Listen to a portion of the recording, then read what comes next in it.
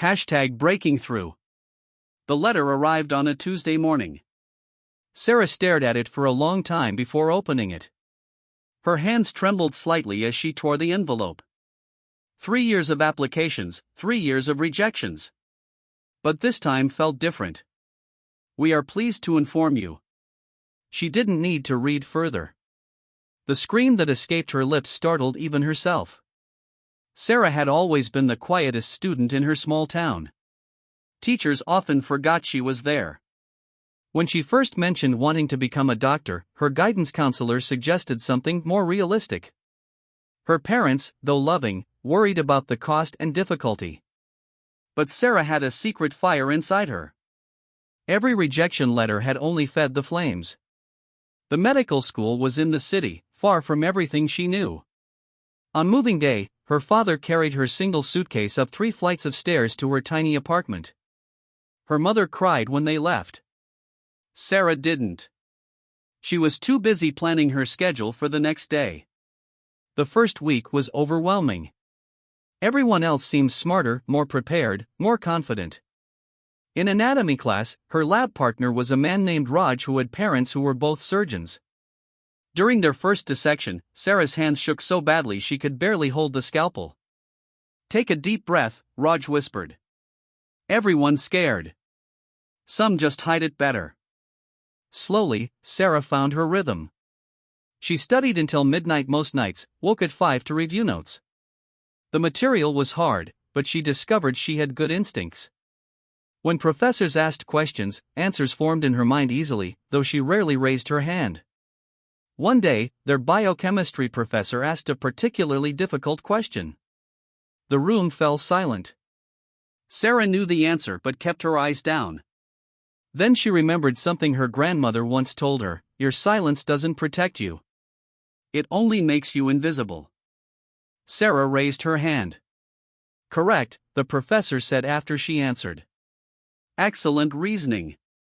After class, another student stopped her. "How did you figure that out so quickly?" Sarah blinked in surprise. I just connected the pathways we learned last week to today's material." "Could you explain it again? A few of us are studying later if you want to join." For the first time, Sarah realized she wasn't behind everyone else. In some ways, she was ahead. The study group became a weekly event.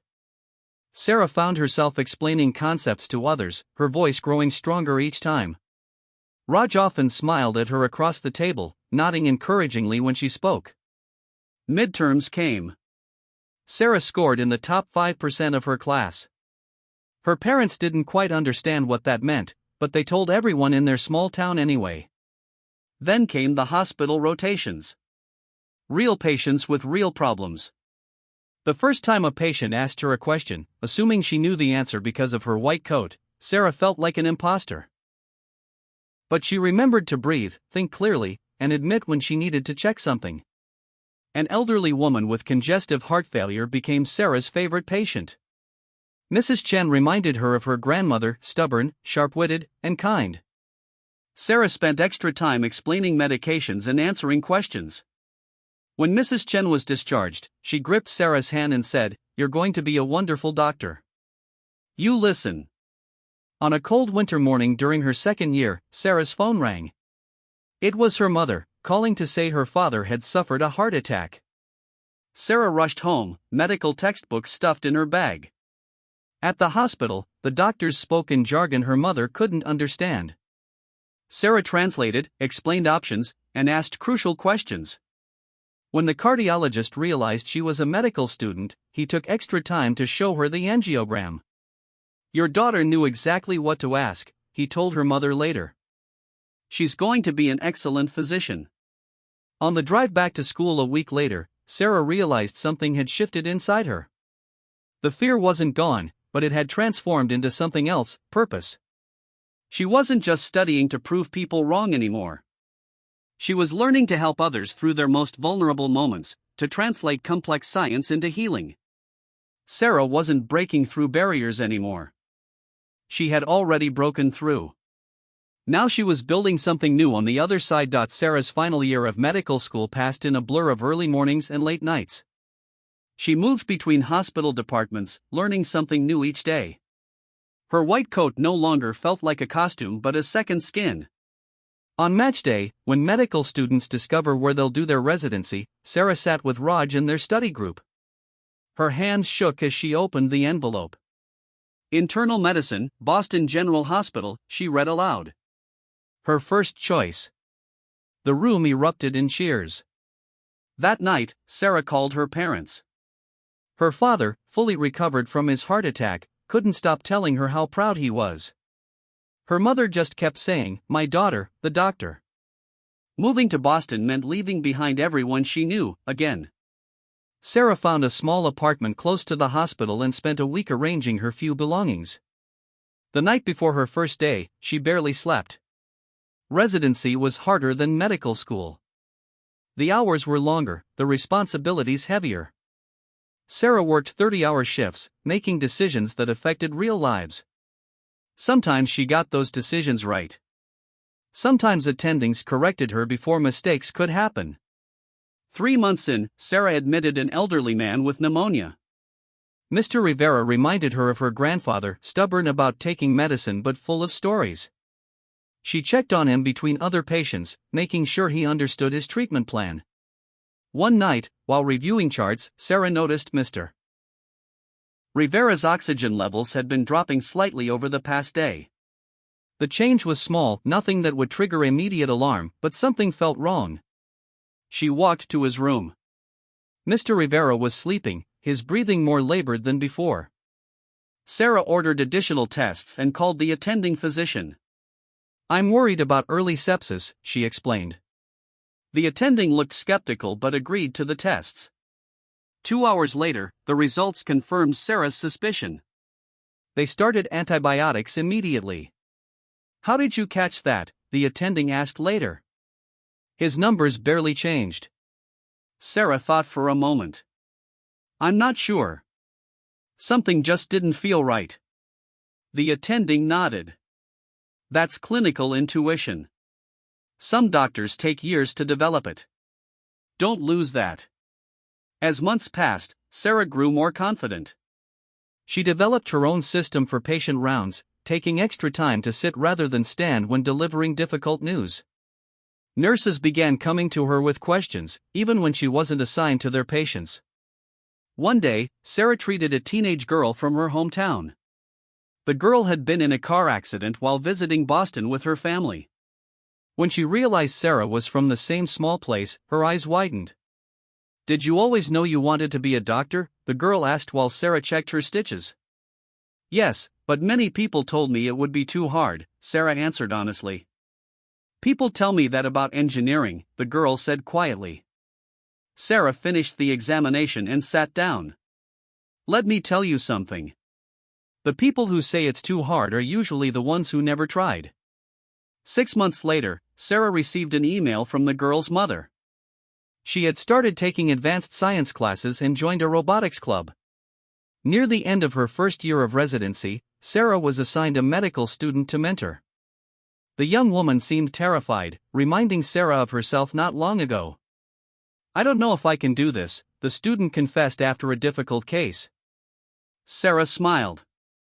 "Neither did I. But here's the secret: you don't have to know everything. You just have to care enough to keep learning." On a rare day off, Sarah visited her old neighborhood. The small town hadn't changed much, but she had. Walking past her high school, she saw students leaving for the day. Some looked how she once felt, unsure, dreaming of something bigger but afraid to say it out loud. That evening, Sarah called the high school and offered to speak about careers in medicine. The principal sounded surprised but grateful. 1 month later, Sarah stood in the school auditorium she once avoided during assemblies.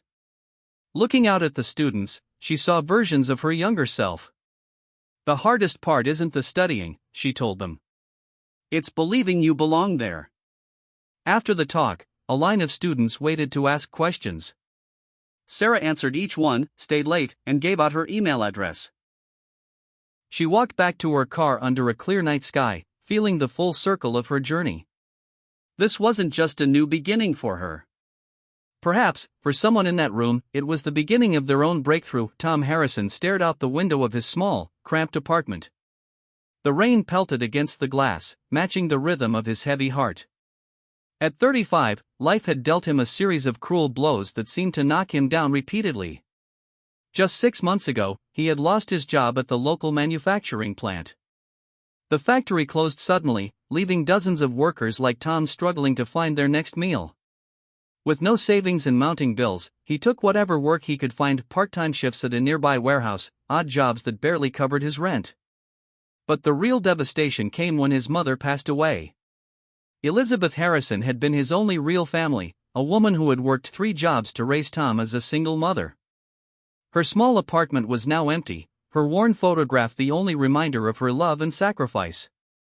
Tom's dreams of becoming a writer seemed like a distant memory. The notebook he carried everywhere was filled with half-written stories and scattered thoughts, collecting dust like his abandoned hopes.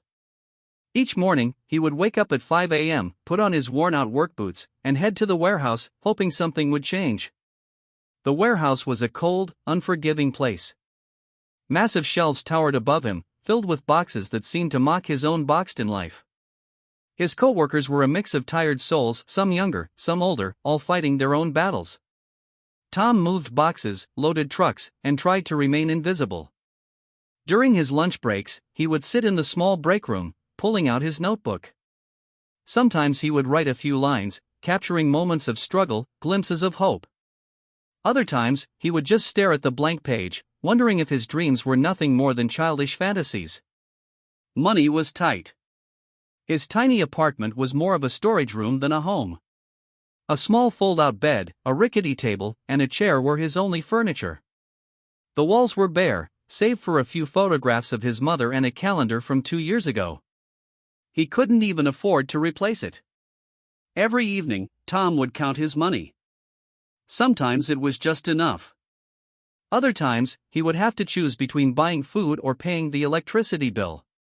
His phone was a prepaid model, often running out of credit before the month ended. Despite everything, Tom refused to give up completely. Something inside him, perhaps his mother's spirit, perhaps his own stubborn hope, kept him going. He remembered her words, "Tom, life will knock you down. But a true fighter always gets back up." He would spend his evenings writing, even when exhaustion threatened to consume him.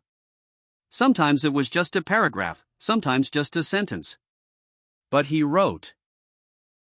Stories of ordinary people, stories of struggle, stories of hope. The warehouse job was just a temporary stop, he told himself. Something would change. Something had to change. One particularly cold morning, as he loaded a truck with heavy boxes, Tom made a promise to himself. He would not let his circumstances define him. He would write. He would tell stories. He would survive. Little did he know, a small twist of fate was waiting just around the corner. A chance encounter, a kind word, a moment of unexpected connection, something was brewing that would change the course of his life forever. For now, Tom Harrison continued his daily routine. Wake up. Work. Write. Survive. Hope. The E&D, the community center, stood like an old brick fortress in the heart of the town, its windows slightly dusty, its walls holding countless untold stories. It was here that Tom's life would take an unexpected turn on a gray Wednesday morning. Emma Parker had worked as the local librarian for 15 years. She was different from most people in town, sharp-minded, observant, and genuinely interested in people's stories. Her glasses perched on the edge of her nose, and she had a way of looking at people that made them feel truly seen. Tom had visited the community center occasionally to use the free Wi-Fi, desperate to search for job opportunities. That morning, he looked particularly worn. His work boots were falling apart, his jacket had seen better days, and the fatigue in his eyes spoke of countless sleepless nights. Emma noticed him immediately. Not with pity, but with a genuine curiosity. She watched as he hunched over an old laptop, typing furiously, then stopping, then deleting everything. His frustration was visible in every movement. "Would you like some help?" she asked, approaching him with a gentle smile. Tom looked up, surprised. Most people in town avoided direct conversation. They'd glance, whisper, but rarely engage. He hesitated, then nodded. Emma pulled up a chair. She noticed the notebook beside his laptop, filled with handwritten notes, some pages torn, others carefully preserved. "You're a writer?" she asked, her tone encouraging. For the first time in months, someone had seen beyond his tired exterior. Tom explained his dream of writing, how he worked at the warehouse, how life had been a constant struggle. Emma listened, really listened. "We're starting a community writing workshop," she said suddenly. "Would you be interested in joining?" The invitation was simple, but it felt like a lifeline to Tom. A chance to do something beyond survival. A moment to reconnect with his passion. The workshop was nothing fancy. A small room in the community center, a few mismatched chairs, and people from different walks of life. Some were retired, some were students, some were like Tom, people trying to find their voice. Emma led the workshop with a warmth that made everyone feel welcome. She didn't just teach writing, she taught people how to find stories within themselves. How to transform pain into words, struggle into narrative. Tom's first contribution was raw. A story about his mother, about working-class struggles, about hope that refuses to die. The room fell silent when he finished reading. Not out of awkwardness, but out of genuine connection. "That's real," one of the older participants said. "That's a story that needs to be told." For Tom, it was more than just a writing workshop. It was a lifeline, a community, a possibility. Emma had seen something in him, potential, resilience, a story waiting to be told. As weeks passed, Tom began to change. His posture became more confident. His writing more focused. The warehouse job was still there, but now it felt temporary. Something would change. Something was changing. Emma became more than just a librarian. She became a mentor, a friend who believed in second chances. She helped Tom edit his stories, suggested books that might inspire him, introduced him to local writers. The community center, once just a building, now felt like a sanctuary. A place where stories were born, where people's experiences were validated, where hope lived. Tom realized that sometimes, all it takes is one person believing in you. One moment of unexpected connection. One hand extended in friendship. His mother's words echoed in his mind, "Life will knock you down. But a true fighter always gets back up." And now, with Emma's support and the writing workshop, Tom was getting back up. The writing workshop became Tom's weekly sanctuary.